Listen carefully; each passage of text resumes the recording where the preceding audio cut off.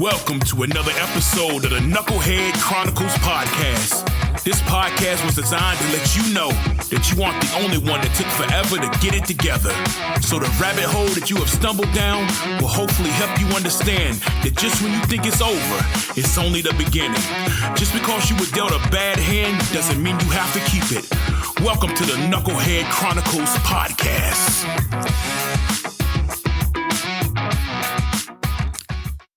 And what's going on, you guys? Another episode of the Knucklehead Chronicles podcast. It is your boy Terry, man. This is the Spin the Block. This is episode 6. And just to give you guys, I hope you guys have been listening and able to keep up and not have to do a lot of recapping in these episodes. But if I have to, I will. Now, we are at the point of the story where Strawberry has left. She's gone. This is in year 2009, I think it is. And she's gone, and, I'm left with the shambles of it all. I mean, we're talking about the shame of it all, the embarrassment. There was a lot of embarrassment that was going on or that happened. But this part of my life was really dark, right? And I'm thankful for a lot of people that were in my life at that point. We're talking about my eldest daughter. We're talking about my baby's mother.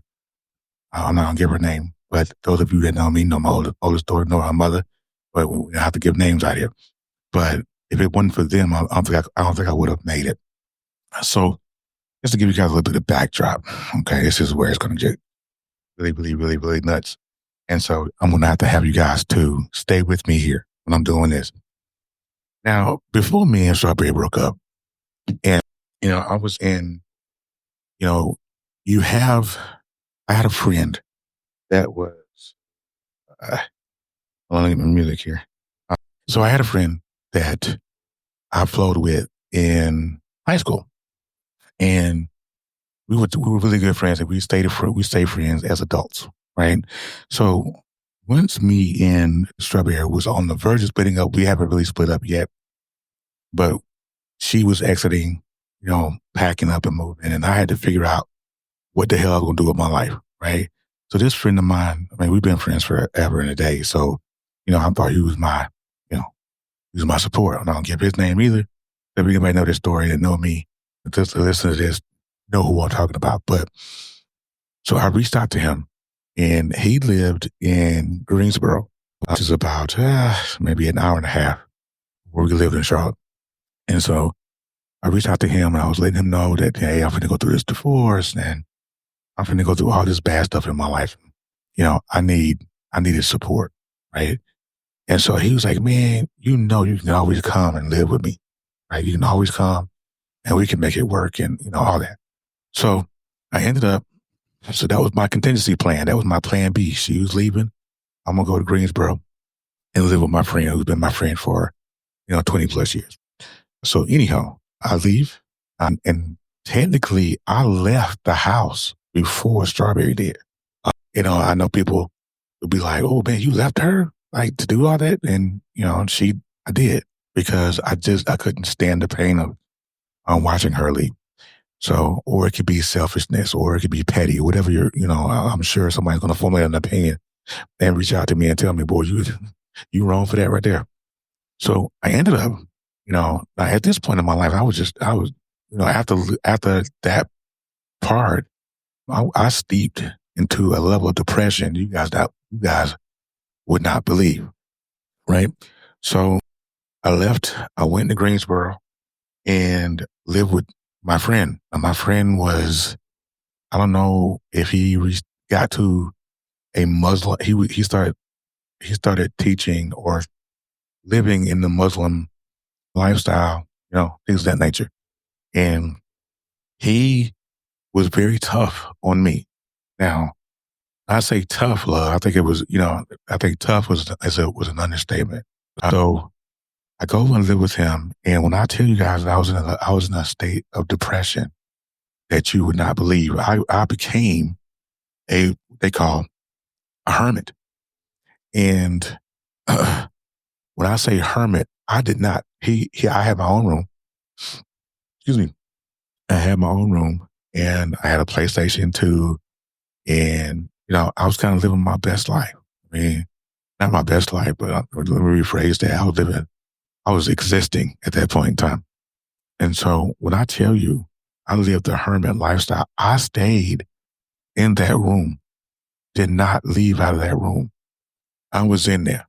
Like, he had a girlfriend that they lived together and stuff like that. And I did not, they never saw me ever. The only time that I came out of that room was to either sneak something to eat or to go to the bathroom. And this is number two. We're not talking about, because when I was living in that hermit lifestyle, when I was in that level of depression, I would order out, or he would bring me something from a restaurant. And I would always get like the extra large sodas or whatever, the extra large drinks, just to keep the cups, because I was so low in my depression. And I'm not trying to be nasty or nothing like that, but I was so low in my depression at that point in time to where I didn't come out of the room, and I would actually urinate in these cups. I would urinate in these cups, so that way I would not have to go out of the room. Now, the next morning when he went to work, and when she went to work, I would come out and, empty those cups, of course, and stuff like that. And he had two big old pit bulls, and it was my responsibility to take care of the pit bulls because I wasn't working or anything like that. So in the morning, I would get up, and then he had the dogs in the house. And so the dogs would shit every fucking where. And, and it was my responsibility to clean all that up. I said all that to say this, is that I was just such in a bad way, like emotionally. And so it got to the point where I started drinking. Now, those of you that know me know I don't drink. But in that moment of my life, I was drinking vodka by the quart. I mean, it didn't matter to me because I just felt like I wanted to die because of the emotional battle that I didn't want to take. See, a lot of times, we enter into these emotional battles and we're not ready mentally. And it takes us for a loop. And that's exactly what happened to me, is that I was in this emotional battle because I lost something that I thought, that I held dear, even though I took advantage of it, even though I treated it like crap. But it took an emotional toll on me. So I was like, hey, I got to get out of this. I remember my daughter called me once, and she was like, hey, are you okay? You should come down here, chill out with us, And so they came, and they would pick like on the weekends, but I had been with him for maybe 3 or 4 months before that started happening. And so I started going down to visit my baby mama, and, my eldest daughter, spent time with them, their family. They really supported me in that time emotionally. You know what I mean? If it wasn't for them, I mean, I got to tell you, I'd probably not be here if it wasn't for them. But I would spend, weeks at a time with them because I did not want to go back to the hell that was, because that whole situation, it just seems like it felt like the seventh circle of hell. And I was in there, and I knew I was a hermit. I knew I didn't go anywhere. I had no motivation. I wouldn't go look for a job. I didn't have a car. And I just beat myself up every single day to the point where I'm trying to tell you, anybody's listening to this, I'm sure I got a few listeners that's gonna listen to this, and they're gonna call me. They're gonna be like, man, really, was it really that bad? Yes, it was really that bad. Actually worse. It was like worse 2.0. That's how bad it was. And only because I didn't want to, and only because I did not want to face what had happened. So I lived with him, and it was just a terrible situation, and it got worse with him. And so there was one particular weekend, and this is how I'm going to end this here in a little bit. This is going to be a short one, but our situation ended just like this. Now, mind you, let's refresh it. Mind you, this man has been my friend for over 20 years, right? We went through hell together. We got in the car wrecks together. He was my guy, right? So this one particular weekend, we was out. He had some friends over, had Had a bunch of friends over there at a party, right?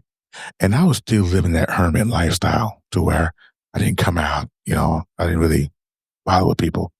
And so he called me out this one weekend, and we had both been drinking. And he drunk. He was a professional drinker. I wasn't, so I couldn't hold my liquor. So he had been drinking, and he's showing out in front of his friends or whatever. He was like, I'm the man of this house. If you guys know, just a short break here. If you ever seen that comedy skit on Facebook or Instagram or whatever, and the comedy skit was my roommate pay all the bills, that was him. He was very dominant and would tell people of how the dominance that he had over me because I allowed that to take place because there was no man left in me. If I can be honest with you. And so this one particular weekend, he got drunk. He had a party, he had friends over, had about 5 or 6 people over there. And he was just belligerent out of his ass. He was just belligerent. And so he was like, no, Terry, come on in your room. You need to get your ass out of there. Da, da, da, da, da.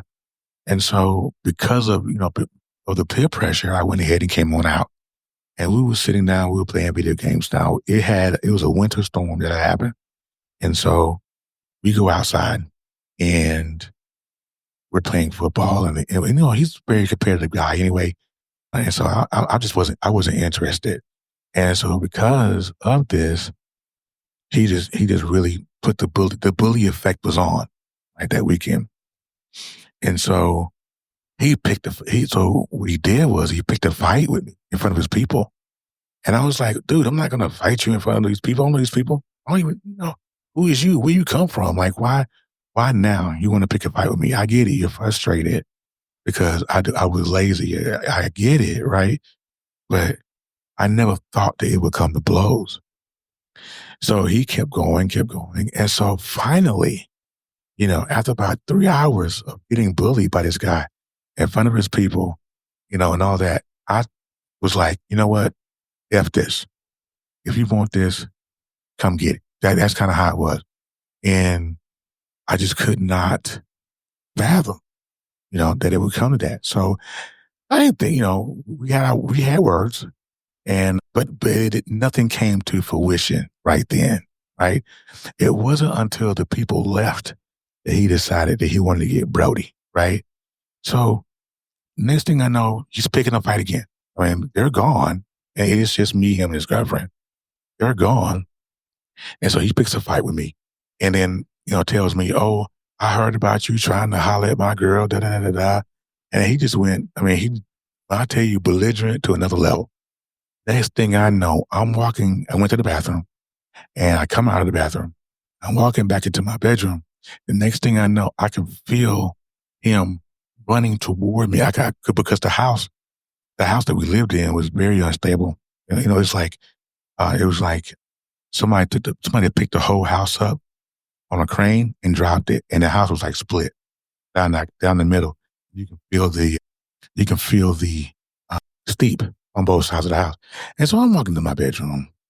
And so I'm on a downslope, and this dude literally jumps on me and, pounds me in the back of the head and, and it was just really, really ugly. I thought he was trying to kill me. The blows that he was trying to land, well, we talking about fist elbow combos. And I'm thinking, this dude gonna kill me. And I said, okay, enough. And then, he got off of me.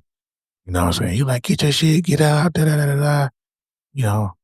And so in a moment of absolute embarrassment and amazement, like, dude, this has been my guy forever. And I cried like a little girl, like, I cannot believe that this happened. So I remember calling my baby mom, and I remember her, can you come and get me?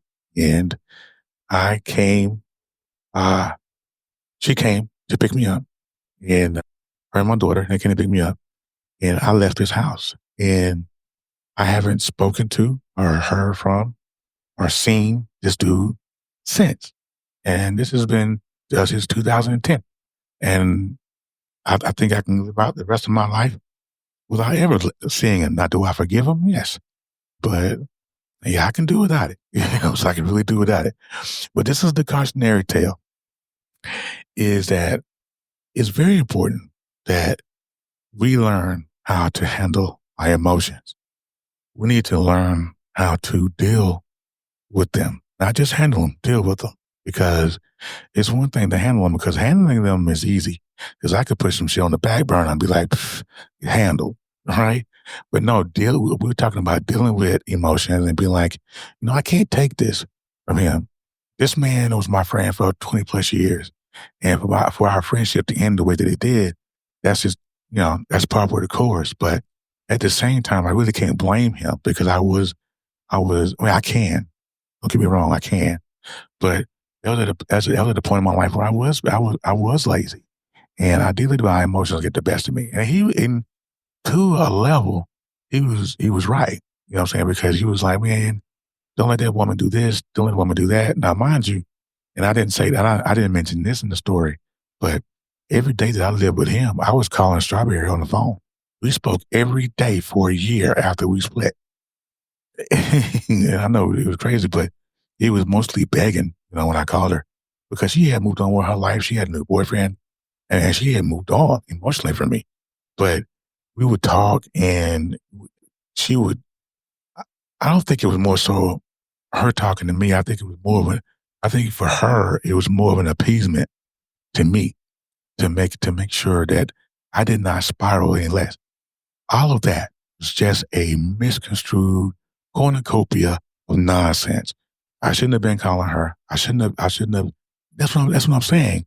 We have to learn how to deal with our emotions and face them as people, men and women. We have to, because we're taking stuff into new places. You can't do it, and it won't work, and it's gonna look real crazy for you if you try to take old trauma and old nonsense and bullshit into a new situation. When you're trying to walk out whatever it is that God had for you, and you still have old drama that you haven't dealt with, that's on you. That's on you. That's the thing that I had to learn. It took me years, and I walked that thing out, and it was hard for me because it took me years just to face what I had done. Not dealing with it, but just learning how to face what I had done. Listen, don't let it take you forever. This is the cautionary tale. Don't let it take you forever. Why is it taking you forever to do this? I get it. And my friend Tiffany tell me all the time, it's okay for you to feel this way. Your feelings are validated, right? But what you can't do, though, is to stay in that place. My daughter tell me that all the time. Dad, I love you. I don't want to see you hurting. Even what I'm going through right now personally and presently, I can't stay in this place because it's not going to help. It's not going to benefit me later. When I get ready to walk into another relationship, when I get ready to walk into new blessings that God has for me, I cannot take my old trauma. And we will absolutely take old drama into new mess and then wonder why it won't work.